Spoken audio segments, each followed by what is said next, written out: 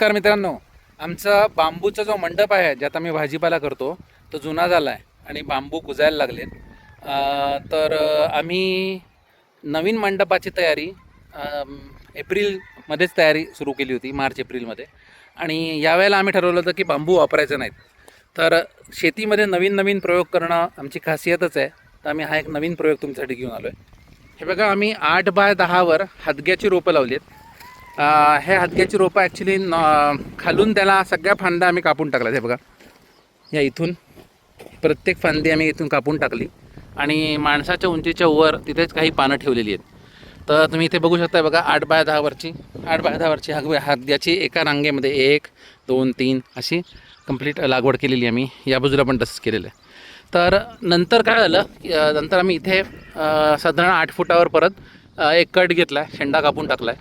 म्हणजे आता हा बुंदा आहे, हा जाड व्हायला लागेल आणि बुंदा जाड झाला की आम्ही ह्याच्यामध्ये मंडप उभारायला सुरुवात करू. तर सध्या आम्ही इथे वेलवर्गीय भाज्या लावून टाकलेत. प्रत्येक हादग्याच्या बाजूला वेलवर्गीय भाज्या लावून टाकले इथे. आणि नंतर पूर्ण पसरून पालेभाज्या टाकलेल्या आहेत. तर हे बघा, हे पूर्ण बेड्स आम्ही असे तयार केलेत. आमच्या विना अंगणी शेतामध्ये पालेभाज्या आणि वेलवर्गीय भाज्या हादग्यावर लागले. आता जी झाडं लहान राहिली आहेत, बघा ही हादग्याची झाडं आहेत, ही लहान राहिलेली आहेत. यांना हे आता माझ्या उंचीच्या 8 फुटाच्यापर्यंत पोचलेलं नाही आहेत. तर त्यामुळे त्यांना तसं सोडून दिलं आहे. पण ह्याच्या पुढचं झाड बघा, ते पोचलेलं आहे. तर त्याला त्याचं कटिंग होऊन ट्रिमिंग होऊन सगळं तयार आहे.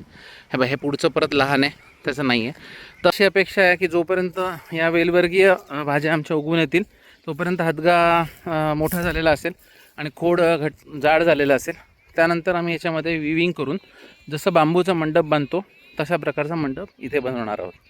बेड आमचे क्लीन करून झालेले आहेत. इथले हादगे पण उंच आहेत, पण यांचं कटिंग बाकी आहे. आम्ही रोज थोडंसंच कटिंग करतो. म्हणजे काय होतं की आमच्या कोंबडीला आणि गाईंना थोडा थोडा चारा रोज मिळतो. आणि हा बघा, उरलेल्या भागामध्ये आमचा अशा प्रकारचा जंगल दाट चारा वाढलेला आहे. आणि सूर्यफूल आणि मका जो घेतला होता त्याचं सगळं हे काढून टाकून फक्त आता अंश उरलेले ह्याचे असे. तर हा सुद्धा आमच्या गाईंना चारा म्हणून होईल. तर हे न साफ केलेले बेड बघा केवढे दाट आहेत आणि साफ केलेले बेड बघा किती स्वच्छ झालेले. हादग्याचा मंडपाचा अपडेट आम्ही पुढच्या व्हिडिओमध्ये देतच राहू. पण कन्सेप्ट कशी वाटली कमेंटमध्ये नक्की सांगा. आणि अशाच नवीन प्रयोगांसाठी आणि भयानक अशा भन्नाट अशा काहीतरी गोष्टींसाठी आमचा चॅनल फॉलो करा. हा व्हिडिओ जास्तीत जास्त लोकांपर्यंत शेअर करा. धन्यवाद.